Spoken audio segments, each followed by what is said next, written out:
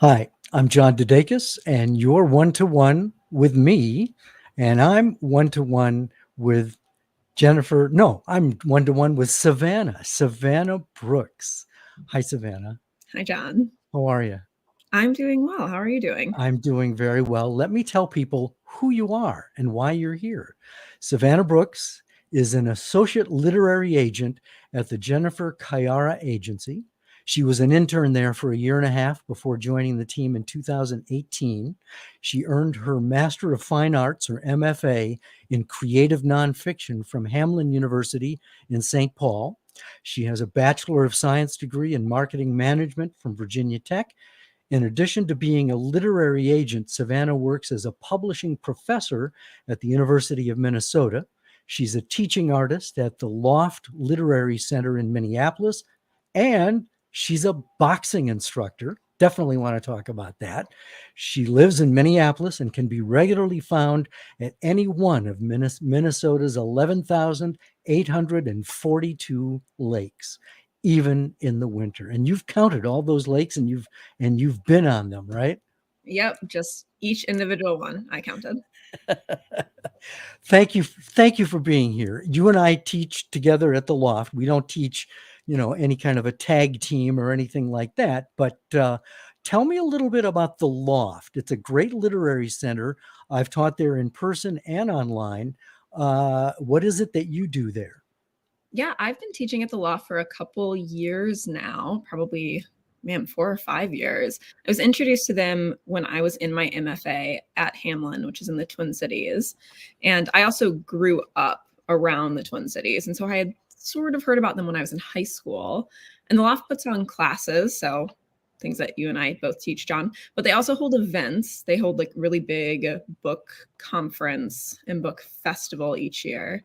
And they're sort of like this communal epicenter for readers and writers and just supporters of the literary arts in general. So it's a really wonderful way to be connected with the writing and publishing community here in the Twin Cities. And so what is it that you specifically teach there?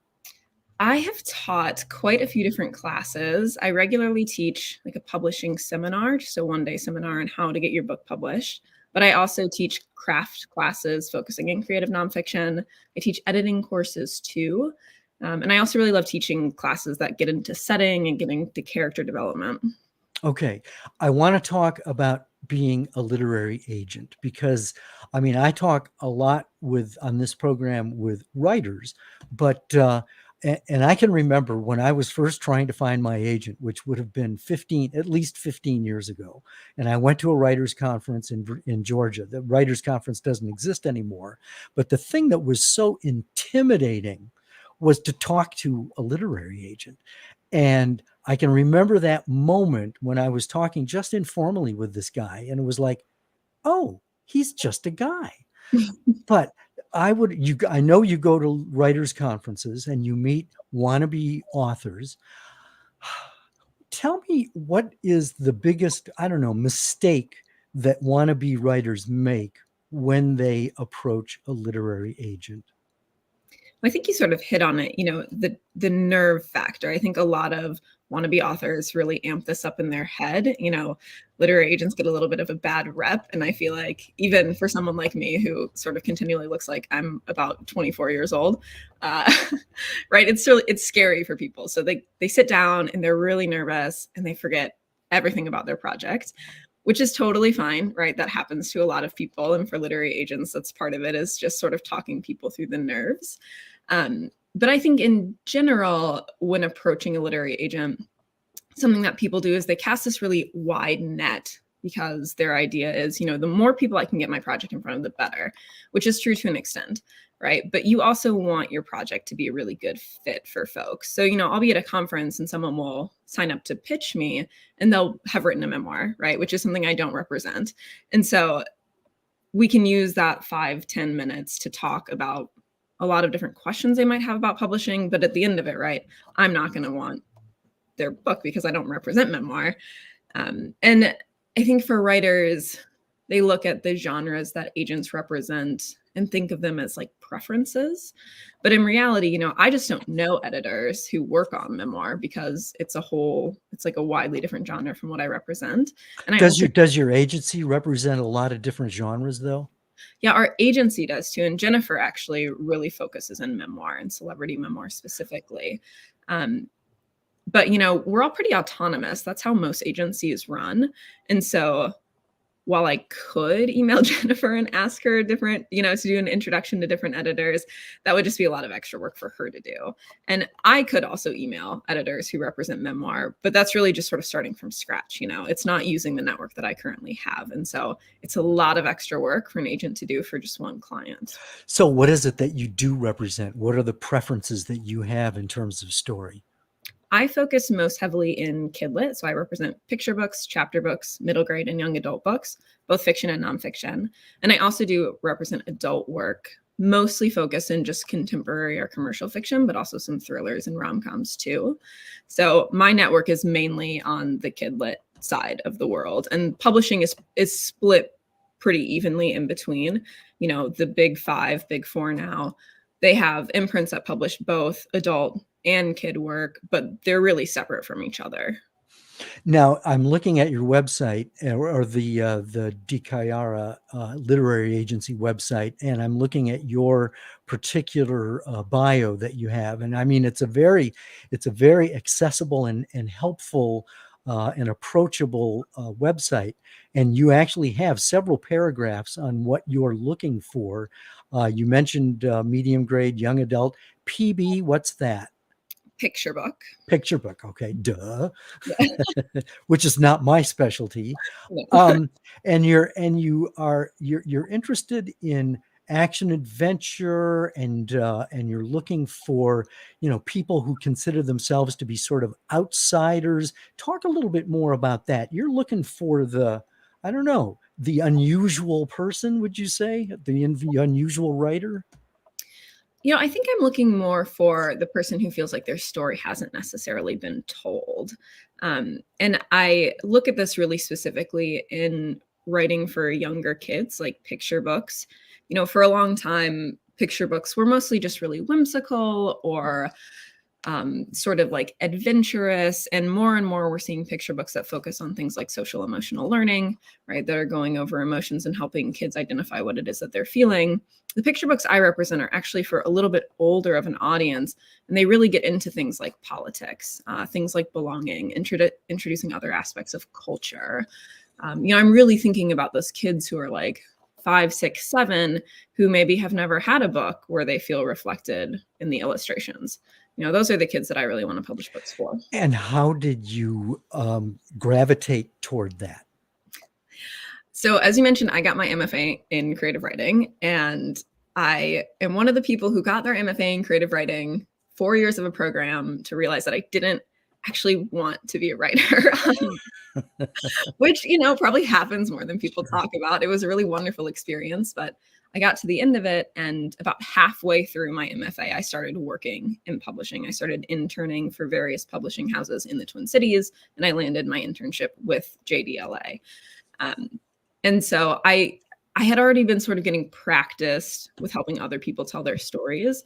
And at the end of my MFA, I just realized that getting a master's degree was really, really great for being an editor, right? And for positioning myself in a place to work with publishing. But I was just so much more passionate about helping other people tell their stories. And I just knew going into the publishing world that the stories that I wanted to help people tell were the stories that people had difficulty getting out there in the world and that they didn't already see out there. We are living in a time right now where there is active talk about banning books, and probably banning books like the kind you'd like to represent. This must drive you nuts. Yeah. You can swear if you want. It's okay. I'll try my best not to, but I'll put on like my professor hat. I'll be very, very business appropriate here. But, you know, honestly, over the past 5 years, I can't say I'm too terribly surprised that we're back to banning books. I feel like pretty much every single year we get like Facebook group that's like, come to my, suburban house bonfire and we're going to ban all these books. It's been a while since we've seen it on such a massive stage as we are right now. But really the past 5 years has been defined by fear mongering, right? And terms like critical race theory, they're terms that people decide to put whatever meaning they want behind them. Most people who are talking about critical race theory have no idea what it means. And don't really care to, right? And so instead, they look at any book that focuses on like the Black history of the United States, and they're like, well, this must be critical race theory, and therefore it must be breaking America apart, right? And I mean, I think that people are just sort of looking for an excuse to be angry and be scared, and book banning is ancient, right? For as long as there have been books, people have been trying to ban them. I mean, you start with the Bible itself. When the Bible was disseminated at first, it was not widely disseminated. There were only certain people who were allowed to read it. And so, I don't know, it's disappointing, obviously, and it does make me angry. But at the same time, and it's not in a good way, because obviously I wish books weren't banned, right? But it does have this sort of like reciprocity that I think a lot of people aren't expecting, in that, right, you look on Amazon right now and Mouse is one of the like widest selling books off of Amazon at the moment because it's being banned, right? And because it's a book that's been in school curriculums for about as long as it's been out there in the world. And so that, for people, right, that sort of pings in their brain. You're like, well, why would you be trying to ban this book about the Holocaust now if you haven't been banning it in the past decade? Right. Have you had any personal conversations with people who want to ban books, especially the kinds of books that you represent? I haven't, especially living in Minneapolis. I feel like I can keep my community pretty liberal. And that's something that I have tried to do in the past few years. And I also, consider myself lucky enough that my family and my close group of friends, we share a lot of like ideologies. And so those conversations don't really come up. But if I were to have conversations with people, what I like to do in conversations with people who I don't necessarily agree with is just sort of like get to the root of what it is that they want a certain action to take, right? What do you want this action to culminate in? What do you want this conversation to culminate in? Because I feel like a lot of the time, people aren't actively being hateful. A lot of the time they're just being ignorant, right? Or they just don't want to learn what something's actually about, or their like aunt or their friend or whoever it is told them that something's bad. And so instead of fact checking, they're just going to listen to that instead. Mm-hmm. And what is it that you teach at the University of Minnesota? I teach a course called Business of Publishing, and it goes over basically every job you can have in the publishing industry. So everything from like being an agent, right? But also working at a literary magazine, working in distribution, working in publicity and marketing, all the different elements of publishing that exist. And what is the state of publishing right now? I mean, if you're a writer, there are the big four or the big five. I mean, it's constricting at the very top. Self-publishing is now ubiquitous. It's very accessible for people. Plus, there are indie publishers that don't really, you can pitch them directly. You don't need an agent. So in a sense, if anybody wants to get their book out there, they can get it up there today on Amazon. It's going to suck because it probably hasn't had any editorial oversight. But what's the state of publishing right now? Have things gotten pickier now that COVID is with us? Or how would you summarize what's happening in the publishing industry right now in 25 seconds or less? Yeah, of course. And sort of a surprise twist, 2020 was the best year financially and as far as just moving millions of units of books that we had seen in a decade. And 2021 actually surpassed that, right? So the idea that people will be buying books because they're stuck at home, that proved to be true. That being said, publishing is getting pickier, I think you could say. The buckets of money, right, are being shoveled into higher advances for really famous people like Stephen King, right, and lower advances for debut authors. And Why is that? That is so unfair. The people who need the publicity, who need the publicity don't get it, and the people who don't need it get it. What's up with that? yeah, I don't know how much like Stephen King really needs another few $1,000,000, but a lot of it is just enticement, right? That these really famous authors who make publishing houses a lot of money, if you don't offer them $5 million, it's very possible another publishing house will. So it's something that I personally think needs to be really critically looked at, is what we're doing with money and how it's actually operating.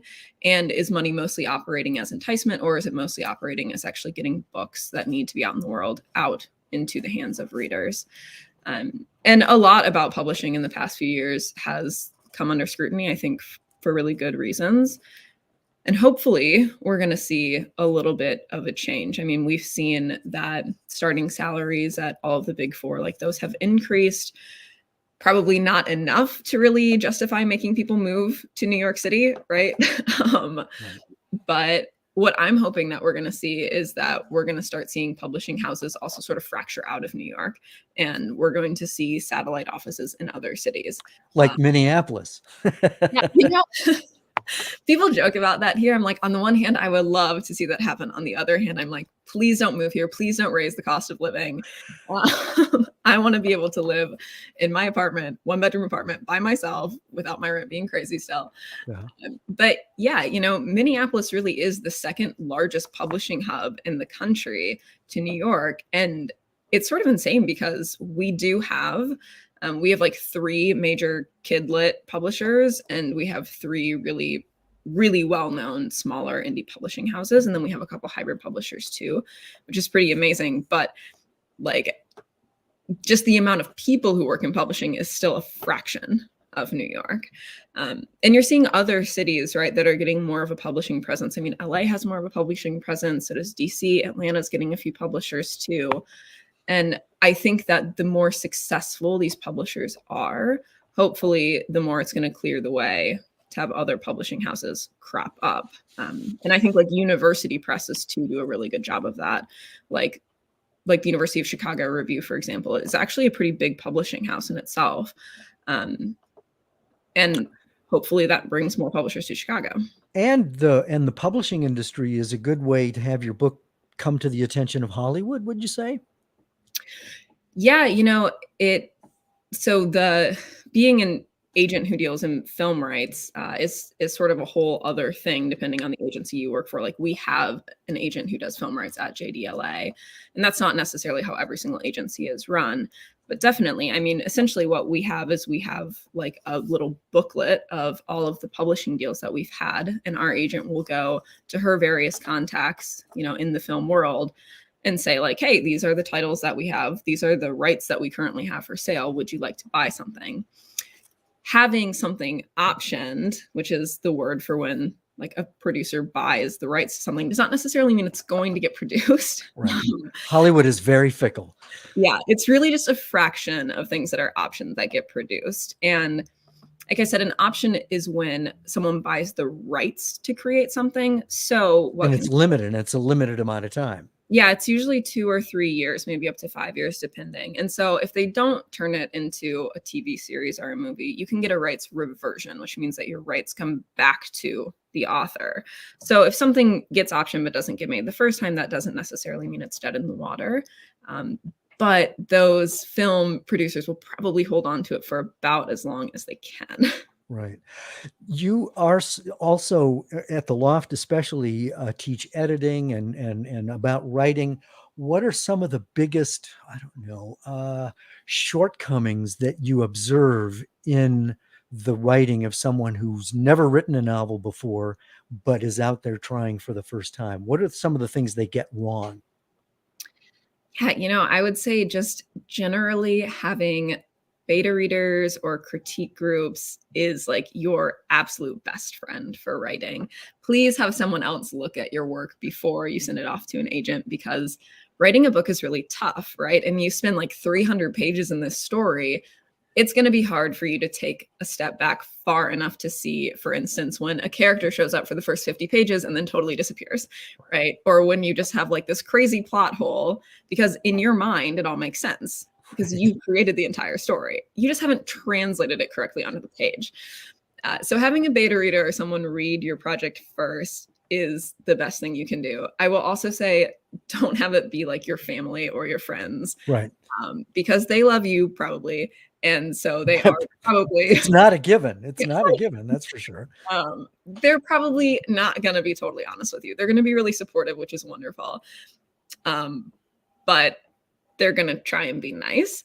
Strangers on the internet will be much more honest with you, right? So finding your critique group online will probably bode better. And in terms of just technical stuff, what are people getting wrong? You mentioned story holes and characters who go away, but what about the technical side of it? Just the way people write? Yeah, I mean, a lot of it is things that people have probably heard before, but one big example is like if you write dialogue really inauthentically, that's always going to trip people up. It's hard to do this right now, but really the best way to write dialogue is just to go someplace and listen to people talk to each other. Something that I see all the time for people writing dialogue is you have a conversation between two people and they're constantly using each other's names. Right. It would be like if I was like, okay, John, let me tell you what I hear, things like that are totally unrealistic. Just little like bits that at least to me show that this person probably hasn't taken like the extra steps to better their craft, which I will also say isn't necessarily something you have to do. I try and be really cognizant of, like financial health really equates mental health. And so I don't want people to feel like they have to spend money to be good writers. Right. But learning from experts is like one of the best ways to become a better writer, and getting feedback on your writing is one of the best ways to become a better writer. So if just little things like that, say to me, like, this person probably hasn't been in a workshop situation, which also in my brain sort of pings this idea of, I don't know how well they're going to respond to feedback from me, right? Because the first editor for my clients' books is me. So they have to get used to getting feedback from me. And people react to feedback differently and people don't love it, right? But you do have to be able to like take it with grace. I was going to say, you've obviously had to reject a lot of people. Have people gotten, I don't know, petulant, defensive, argumentative? I've only had a couple of people like email me after I pass on their query. And I never respond to it. I mean, my idea is that if someone is lashing out, there's probably much larger things going on in their life, right? And getting into some sort of like online bickering with me isn't going to make it better for them, and it's just going to make me have a bad day. So it's usually things like, congratulations, you just passed on like the next New York Times bestseller, and I hope you're happy. All right. Also having like realistic expectations in publishing is important. So, yeah, I've been pretty lucky. I mean, I definitely know agents who have gotten like way, way worse responses. And that's rough. Like that really wears on people, but that hasn't happened to me so much. Now you and I haven't cleared this, but I stole this right off of your website, the agency. This is how you prefer to be queried, correct? Yep. So that sends people to Query Manager, which is an online platform. It's really, really helpful for agents, just keeping everything organized. But it's also nice because it means that no query like gets lost in an email, right? So I will respond to every query unless someone's just resending me their query over and over again. And you'll get like an auto response, so you'll know that your query has gotten there. And so this is queryme.online/Savannah Brooks. Yep. And you also like to see what, the first 20 pages? Yeah, the first 20 pages, or for picture books, obviously, it's going to be the entire manuscript. Right. And why only 20 pages? What if it gets interesting on page 100? Well, if it gets interesting on page 100, it's probably not going to sell. Start on page 99 and you've got me, right? Yeah, exactly. Yeah, I read the query first, and if the query is interesting to me, then I'll read a synopsis, which is something that people also have to submit. And if the plotting of the story seems like it holds up, then I'll read the pages.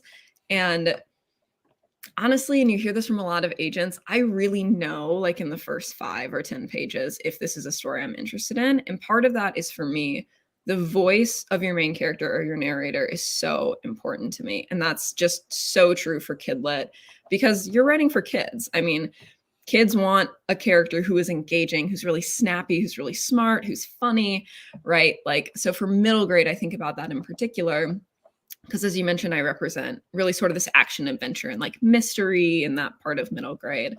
And if it doesn't just like get going pretty much right away, then a 12-year-old's not going to want to read it. 12-year-olds have a million other things to do. Well, but do you have 12-year-olds in your life? I'm sure you were 12 at one point, but you're not 12 anymore. So how do you know what 12-year-olds want? That is fair. Part of it is just the job, right? Like knowing your audiences, knowing what's working really well, knowing which books are selling really well and for all different age groups. The only time that you're not writing for a specific audience, I shouldn't say, the only time you're not writing for your final reader really is in picture books, where you're writing for parents or guardians or educators. And even with, something like middle grade, you also have to be cognizant of things like, does this fit into a school curriculum? Right? So if you're writing like nonfiction middle grade or informational middle grade, and there doesn't really see a tie-in where a teacher can use it in the classroom, then you've lost the interest of editors too, because it's going to be hard to get that into the school and library system. Mm-hmm. So when people are querying you, you mentioned how important the query letter is. What are some of the mistakes people make in a query letter? Because sometimes that's a writer's only shot at interesting you.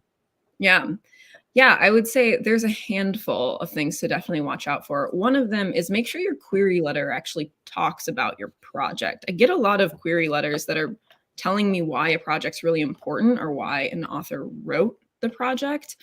And I come away with it not having any idea of what's actually going on in the project. This sounds like a little heartless, but I don't really care why an author wrote it at that point, right? I'm going to care if I want to represent it. And I also don't really need to be told why a book is important. Like, you should trust that agents will know what's important and what's not in terms of like what will sell, So that's a really big one. Another one is a query letter is a time to make your project seem really enticing. It's not really a time to summarize the entire thing. That can be confusing. I'm looking like specifically at all of you who are writing science fiction and fantasy. You'll end up with a query letter that's like 4.5 paragraphs long, just of a synopsis basically. And you don't really want that. You want it to be the most engaging version of your like project possible.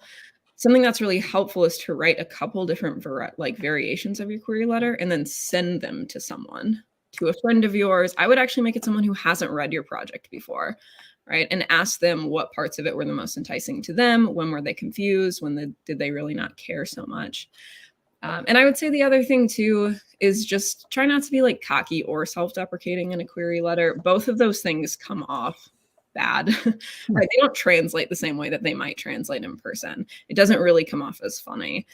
For an agent, when we sign a client, we're hopefully signing them for the majority of their career, if not the entire thing. And that means you're going to have a personal business relationship with this person, right? So I'm 30 and I have clients who are younger than me. We could be working together for like 40 years, You might not necessarily want to really love everyone that you work with, but you want to at least get along with them. And so when someone sends something that is like, this is going to be the best book you've ever read of your life, it's going to be such a mistake to pass it up, I'm like, well, I pretty much know I don't want to work with you now. Yeah. Or when someone's like, you're probably not even going to read this, you have to read it, it's not important. I'm like,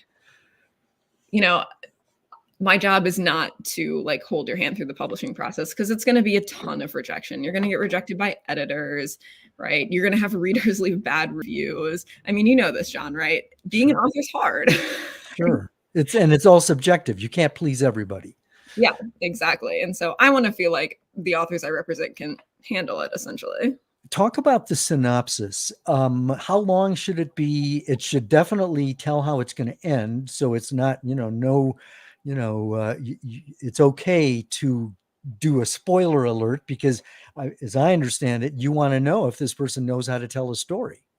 Yeah, I personally always want to know the ending. I will say that that is subjective, but I want to know that in the synopsis because, yeah, if the ending doesn't hold up, right, that's pretty major. An ending is a relatively easy thing to edit, but like anything else, it's best if you don't have to do a major overhaul of your work, right? So I do want to know how it ends. I would say, a synopsis that's between 500 to 1,000 words, that's about 2 to 4 pages type double spaced.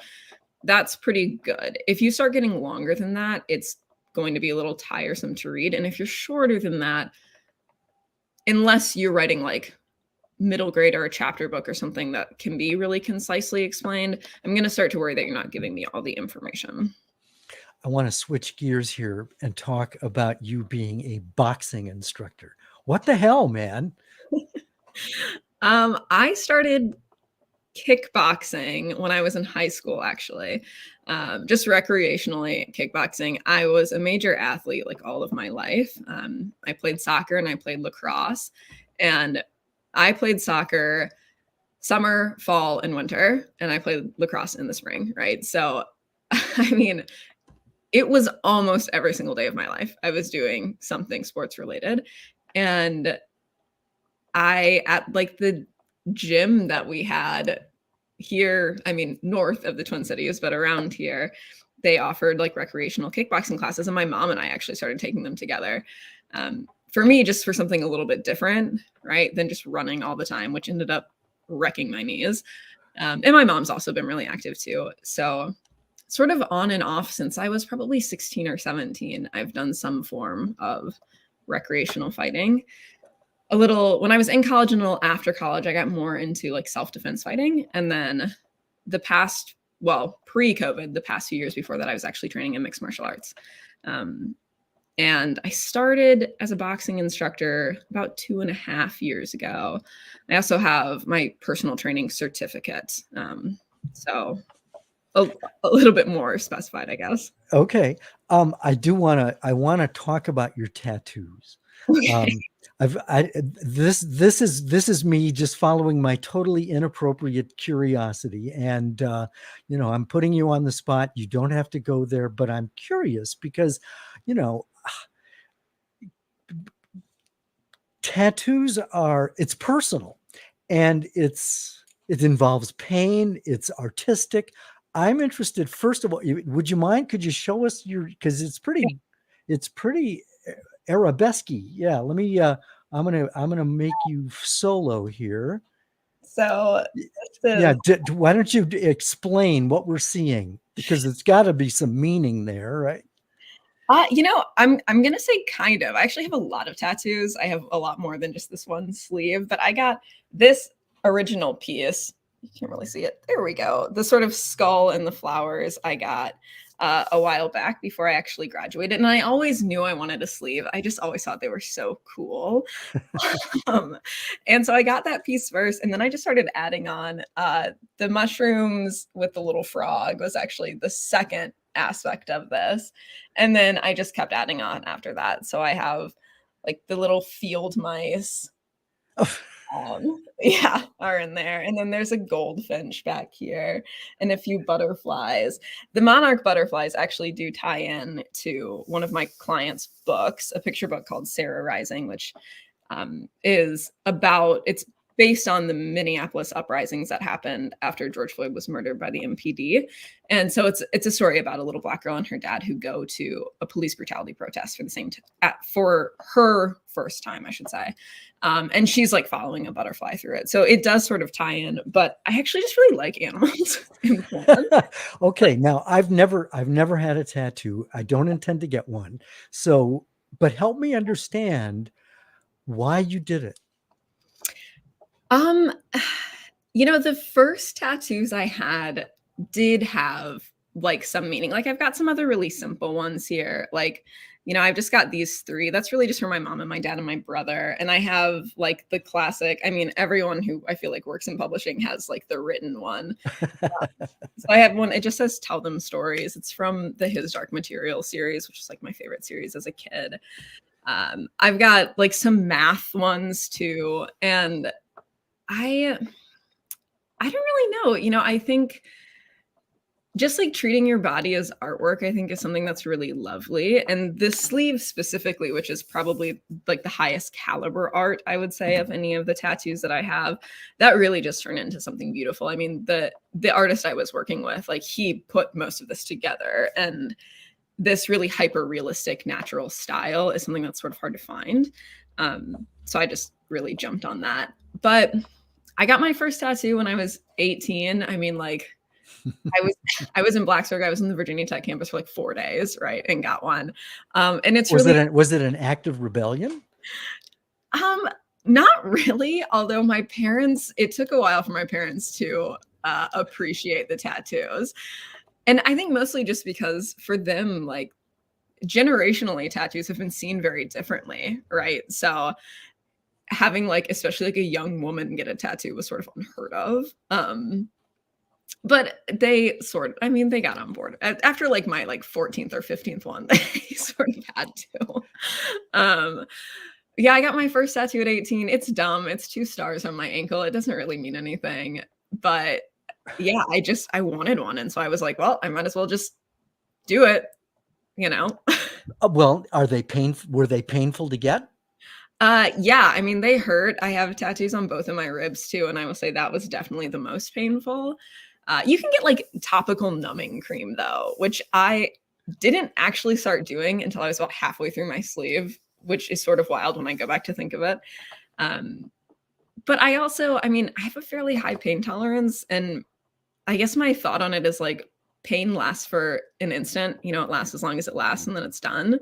And what comes from it lasts forever. So Okay, I don't want to beat the dead horse here, but I mean, this is fascinating to me. And one of the questions I've got is obviously, art is subjective and people's opinions change. So, do you envision a time in your life when you're 80 looking back and going, I'm kind of tired of this and I'd like to get rid of it, but I've sort of, I'm sort of stuck with this now.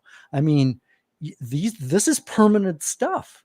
So doesn't that play into your thinking at all? Not really. There are definitely tattoos that I have that I am not like fully in love with anymore, but I mean, looking at those 2 stars on my ankle, right, it makes me very endeared to this 18-year-old version of myself. And I think that's true for a lot of the ones I have. Like, they're definitely not as sophisticated as the ones that I've gotten recently, but they remind me of a very specific time in my life, right? And times when I was like struggling and found them as being empowering. I mean, I have a few that are like lines of poetry or lyrics or things like "Never let your fear decide your fate," which is from a song. And like, that's something I sort of needed at that time in my life. Right. And so it's almost like a artistic history of who you are and who you have been. And if you really hate something, you can always get it covered up. Like, that's always an option too. I have friends who've done that. I haven't gotten to that point yet, although hopefully I have many, many more years left to decide if I'm get too sick or something. Are you going to get more tattoos? Are they more on the horizon? Oh yeah. I mean, absolutely. I have like another really big piece in mind already. Oh my goodness. Really, the hardest thing about tattoos is they're expensive if you want to do them really well. So you have to sort of plan them out financially. Okay. I want to give people an opportunity to keep in touch with you. So let me just go. This is a very low budget operation. So, let's see. They can email you at savannah.jdlit@gmail.com. And the website for the Jennifer D. Chiara agency is jdlit.com. And Savannah Brooks is one of how many agents are at the organization? I actually don't know off the top of my head. Probably maybe like 9 or 10. I should It's all about you today. So that's fine. You're the one. You're yeah. the one. I Um, also do have my own like agent website, which is sblitagent.com. oh, And that also has like a contact form so people can get in touch with me there. well, okay. And they can also, you're on Twitter at slbrooks91. That is outdated, actually. Oh, it is. Okay. We'll Which put is that probably away then. I need to figure out where all I have that old one. But I did update that to be SB Lit Agent also, just for consistency and branding. It's Okay. like, Well, then let's put that up there. You said it's SB Lit Agent. Okay, that's all one word. All one word. .com. Yep, that's the website. And then the beginning part of it is my Twitter handle too. Okay, so let's sblitagent.com. Yep. Okay, very good. Anything else you want to add?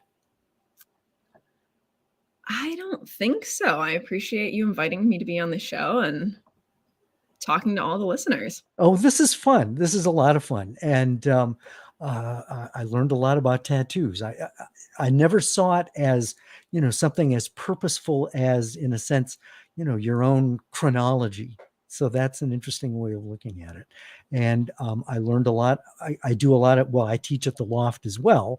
And of course, one of the things I teach about is how to get an agent. So this conversation is probably going to seep its way into some of my teaching as we go along, because regardless of the genre that you represent, a lot of the things about writing are pretty universal in terms of connecting with people and making a story engaging. And so no matter what the genre is, what you had to say is really helpful. So thank you. I'm John DeDakis. You've been one-to-one with me. I've been one-to-one with Savannah Brooks. And thank you, Savannah. Thank you.